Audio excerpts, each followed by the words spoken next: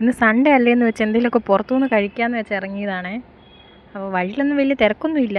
ദേ ഒരു കാക്കച്ചൻ ഇരിപ്പുണ്ട് ഇവിടെ. നമ്മളൊരു മോമോസ് കഴിക്കാമെന്നുള്ള പ്ലാനൊക്കെ ഇട്ടാണ് പോയത്. അവസാനം കടയിൽ ചെന്നപ്പോഴത്തേക്കും കട അടച്ചു പോയി. എന്നാലും കുഴപ്പമില്ല, നമുക്ക് വേറെ നോക്കാം. നമ്മളങ്ങനെ തപ്പി നടന്നു അടുത്ത കട, വേറെ എന്തെങ്കിലുമൊക്കെ കഴിക്കാമെന്ന് വെച്ച് അടുത്ത കട തപ്പി ഇങ്ങനെ കുറേ നടന്നു. അവസാനം നമുക്കൊരു കട കിട്ടി. ഇപ്പം പുറത്തുനിന്നൊക്കെ നോക്കിയപ്പോഴത്തേക്ക് കുഴപ്പമൊന്നുമില്ല, പക്ഷെ കടയിൽ ആരും ഇല്ല. ചെന്നപ്പോഴത്തേക്കും കടയിൽ ആരും ഇല്ല. കടയുടെ മുതലാളി അവിടെ ഇല്ല. പിന്നെ നമ്മൾ തിരിച്ച് വീണ്ടും നടന്നു അടുത്ത കട തപ്പി നടക്കുവാണ്.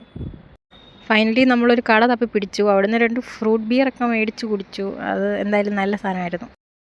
അങ്ങനെ നമ്മുടെ കഥയിലെ മുഖ്യ കഥാപാത്രം എത്തിയിട്ടുണ്ട്. നമ്മുടെ ഷ്വിസാൻ ബർഗറാണ് ഇതിൻ്റെ പേര്. ഇതിന് 50 രൂപയേ ഉള്ളൂ, പക്ഷേ അത്യാവശ്യം നല്ല ക്വാണ്ടിറ്റി ഉണ്ട് സാധനം. കഴിച്ചാൽ എന്തായാലും വയറ് നിറയും. അവിടെ നിന്ന് ഇറങ്ങുന്ന വഴിക്ക് 2 ഐസ്ക്രീമും കൂടെ മേടിച്ച് തട്ടിയായിരുന്നേ. ഞാൻ മേടിച്ചത് ഓറിയോയും അവൾ ബ്രൗണിയാണ് മേടിച്ചത്. എന്തായാലും അത് രണ്ടും അടിപൊളിയായിരുന്നു. അപ്പം അത്രയേ ഉള്ളൂ. Tata bye bye.